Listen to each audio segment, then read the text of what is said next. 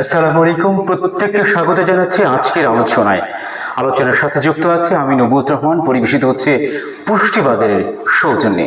দর্শক, অনেক আলোচিত সেই বৈঠক অর্থাৎ ডক্টর মোহাম্মদ ইউনূসের সাথে আমাদের বিএনপির ভারপ্রাপ্ত চেয়ারম্যান জনাব তারেক রহমানের যে বৈঠকটি অনুষ্ঠিত হবার কথা, সে বৈঠকটি আজকে হয়ে গেছে।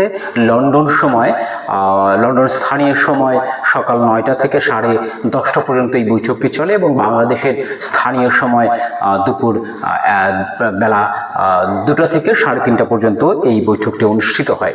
বৈঠকে দুই পক্ষই প্রচণ্ড রকমভাবে খুশি, প্রচণ্ড রকমভাবে উৎফুল্ল, আনন্দ। বলা যায় বিএনপির জন্য তো আজকে একটা ঈদের দিন। বৈঠকে কি লেখা হয়েছে সেই বিষয়গুলো আমি বিশ্লেষণ করছি, আপনাদের সামনে উপস্থাপন করছি। ইউনূস তারেক বৈঠক শেষে দুই পক্ষের প্রতিনিধিরা বললেন, নিশ্চয়ই আমরা সন্তুষ্ট। সেই প্রেস ব্রিফিংয়ে দুই দলের পক্ষ থেকেই জাতীয় নিরাপত্তা উপদেষ্টা খলিলুর রহমান এবং বিএনপির অন্যতম স্থায়ী কমিটির সদস্য আমির খসরু মাহমুদ চৌধুরী দুজন উপস্থিত ছিলেন। সেই প্রেস ব্রিফিংয়ে কি বলেছেন দুজন, সেই বিষয়গুলি আমি এখন উপস্থাপন করছি।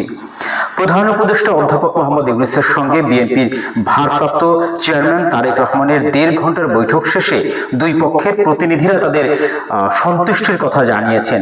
আজ শুক্রবার লন্ডনে বৈঠক পরবর্তী যৌথ সংবাদ সম্মেলনে জাতীয় নিরাপত্তা উপদেষ্টা খলিলুর রহমান ও বিএনপির স্থায়ী কমিটির সদস্য আমির খসরু মাহমুদ চৌধুরী বলেছেন, বৈঠকের আলোচনায় তারা দারুণভাবে সন্তুষ্ট।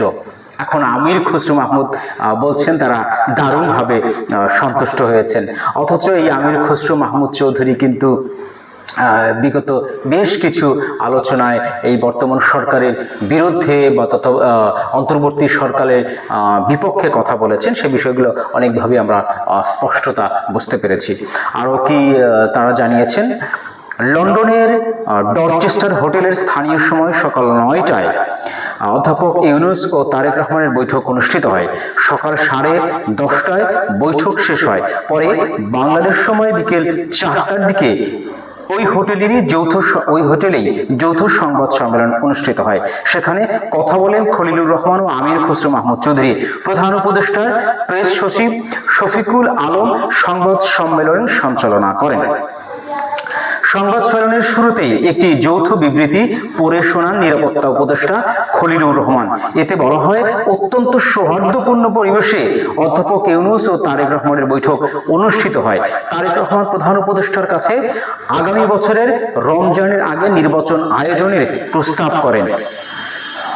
দলের চেয়ারপারসন খালেদা জিয়াও মনে করেন এই সময় নির্বাচন অনুষ্ঠিত হলে খুব ভালো হয়। প্রধান উপদেষ্টা বলেন, তিনি আগামী বছরের এপ্রিলের প্রথমার্ধের মধ্যে নির্বাচন অনুষ্ঠানের ঘোষণা দিয়েছিলেন।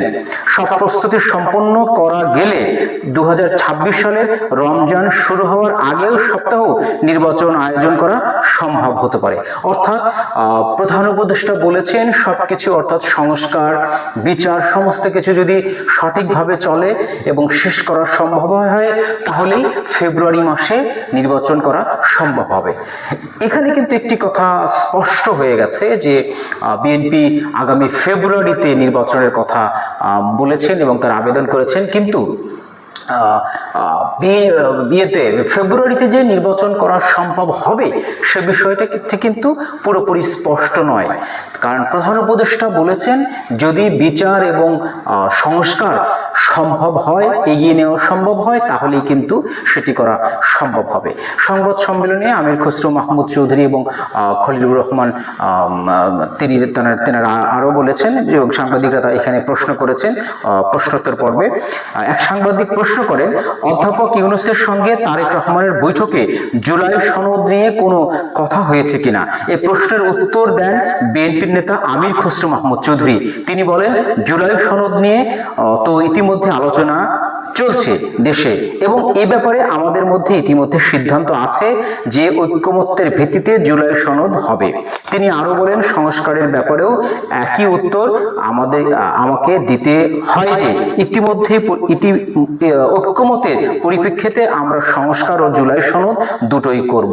মানে ব্যাপারটি হয়েছে এখানে তারা যে প্রশ্নোত্তর পর্বে তারা যে উত্তরগুলো দিয়েছেন সেখানে তারা তুলে ধরেছেন যে নির্বাচন নিয়ে কথা হয়েছে, আর সংস্কার বিচার নিয়ে তো এর আগে থেকেই অন্তর্বর্তীকালীন সরকারের সাথে আমাদের আলোচনা চলছে, এরকম একটা ব্যাপার তারা তুলে ধরেছেন। এছাড়াও এক সাংবাদিক এখানে প্রশ্ন করা হয়েছিল যে সংস্কার এবং জুলাই সনদ নিয়ে কোনো আলোচনা হয়েছে কিনা। তাদের কথায় এটি খুবই স্পষ্ট হয়েছে যে তারেক রহমানের সাথে প্রধান উপদেষ্টার সংস্কার বিচার নিয়ে কোনো কথা হয়নি। অর্থাৎ বিএনপি নির্বাচনের একটা তারিখ পেয়ে গেছে, এতে বিএনপি সন্তুষ্ট।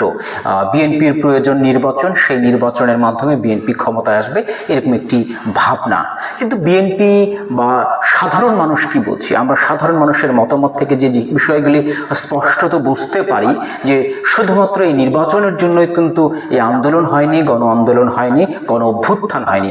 ছাত্র জনতার যে গণ অভ্যুত্থান, এটি কিন্তু একটা বৈষম্যের বিরুদ্ধে। আবার ফ্যাসিস্ট যদি এরকম জেকে বসে বাংলাদেশের ঘাড়ে, আবার যদি এরকম স্বৈরাচার বাংলাদেশের ঘাড়ে বসে, এর কারণে কিন্তু বাংলাদেশের এই গণ অভ্যুত্থান হয়নি। বাংলাদেশ সংস্কার চেয়েছে, যে যে জায়গাগুলো সংস্কারের প্রয়োজন রয়েছে সেই জায়গাগুলো প্রয়োজনীয় সংস্কার কিন্তু আমাদের এখন সময়ের দাবি। কারণ একই জন দলের প্রধান হচ্ছে, একই জন প্রধানমন্ত্রী হচ্ছে, এবং বছরের পর বছর তারা সরকার পরিচালনা করে যাচ্ছে। এই বিষয়গুলো কিন্তু জাতি সংস্কার চায়, পরিবর্তন চায়, কিন্তু এই বিষয়গুলো নিয়ে কিন্তু বিএনপি কোনো প্রশ্ন করছে না, বিএনপি কোনো প্রশ্ন উত্থাপন করছে না। তাদের প্রয়োজন, সরকারের কাছে তাদের প্রয়োজন নির্বাচনের তারিখ এবং আগামী নির্বাচন।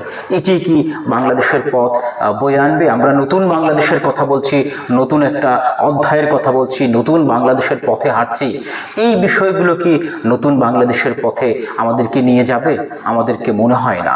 কারণ এই বৈষম্য বিরোধীর ছাত্র জনতা যে আকাঙ্ক্ষা নিয়ে, যে বুক ভরা আশা নিয়ে একটা গণ অভ্যুত্থান তৈরি করলো, তার কি ফল, রেজাল্ট কি শুধুই একটা নির্বাচন? প্রশ্ন জাতির কাছে রইল।